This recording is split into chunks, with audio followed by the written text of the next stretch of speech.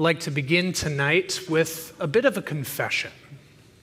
One of my least favorite subjects growing up was English class. Studying books, literature, and especially poetry was a slog for me, and that's being generous with my words. I was not known for my ability to remain still for extended periods of time. I actually have one of my religious school teachers present. Stacy could attest to this.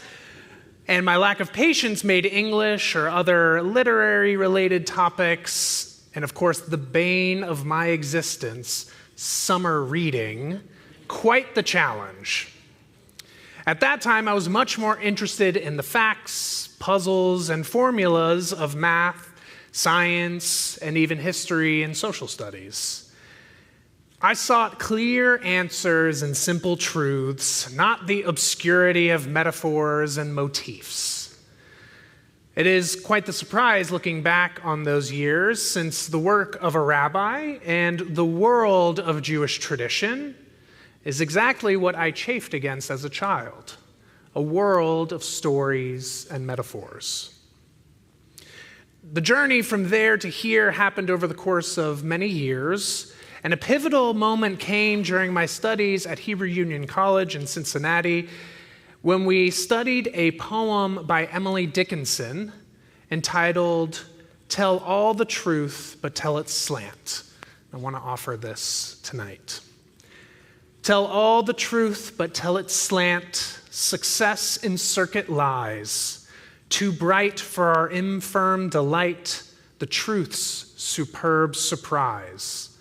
As lightning to the children eased with explanation kind, the truth must dazzle gradually, or every man be blind. In just 41 words, the poet encapsulates the true power of metaphor and of storytelling. Indeed, we must pursue and transmit truth. But the reality of our human condition makes it difficult for us to digest and assign meaning to simple facts and data points.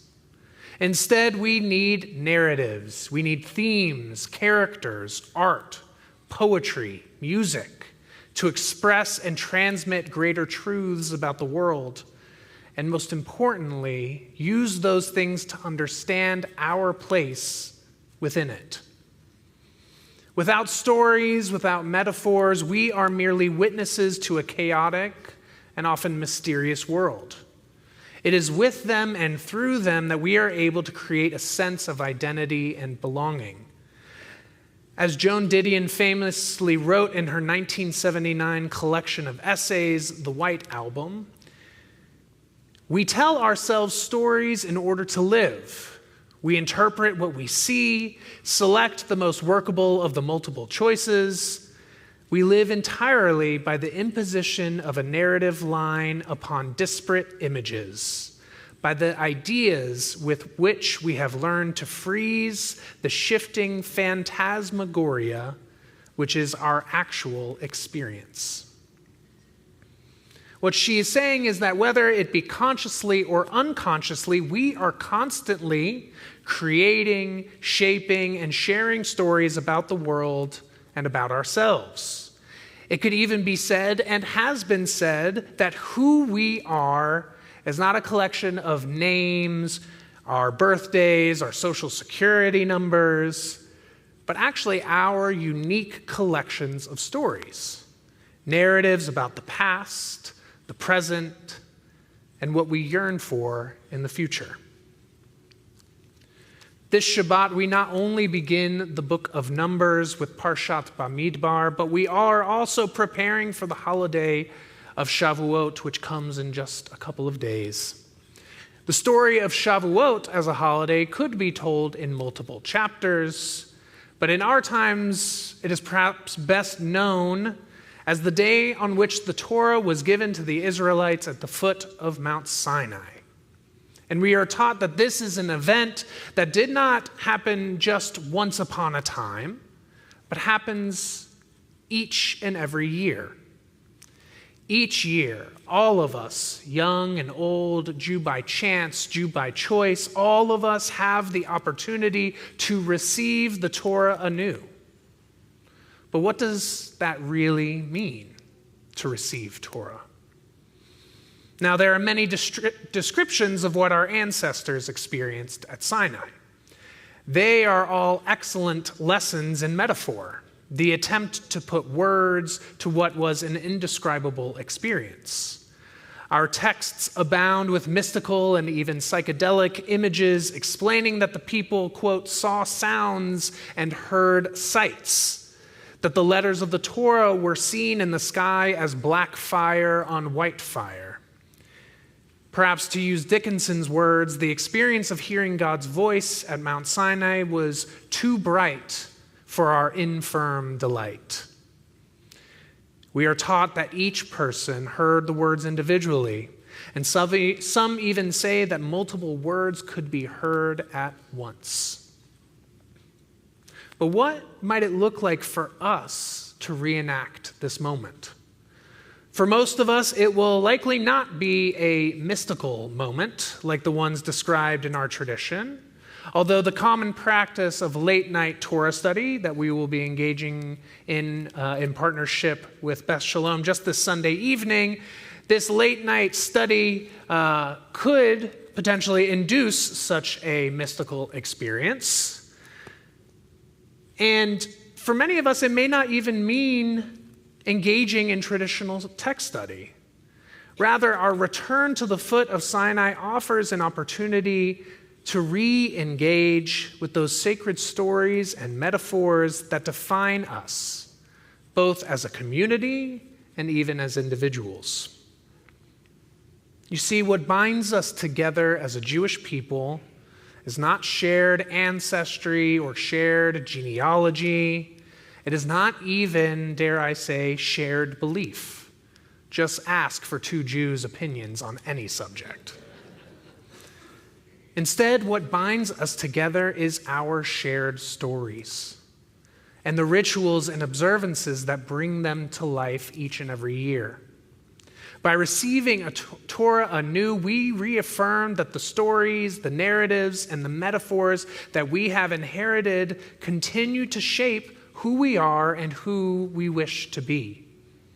By standing once again at Sinai, we accept that the words and symbols of Jewish tradition are perhaps not the capital T truth some may seek, but are instead those slanted truths from Dickinson's poem, metaphors that point to what is timeless across human history.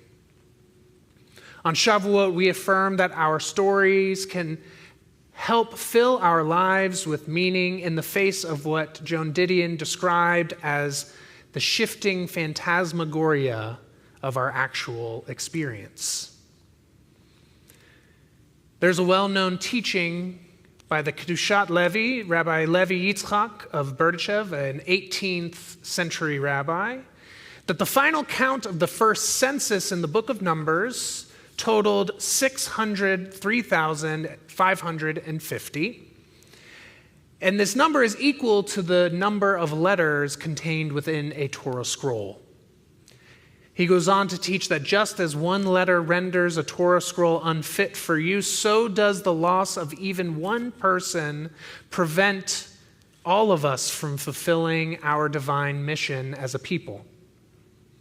Another way of phrasing this is that each of us has a letter in our Torah. And each of us has a place in our story. Whether you observe Shavuot annually or not, I hope that all of us take an opportunity on this Shabbat and this upcoming holiday to truly appreciate each of our unique places in the Jewish story and how the stories, symbols, and rituals can help us lead meaningful and meaning-filled lives. Because the truth is that no matter how well-versed you are in Torah, or if you're new to it, whether you've been a Jew for decades, or you've been a Jew for just a few months, or a few days, or even a few hours, Each of you, each of us has a place in the scroll. What is left to us, it's to find the ways that not only the Torah, the 5 books, but the wonderful spiritual inheritance of Jewish tradition can have a place within those stories that comprise who we are. This is our choice. We have our place in it, and it is up to us for it to have a place within us. And this is our choice that we get to make. We have the opportunity, we have the privilege to make again and again, year after year. So may we choose. Shabbat Shalom.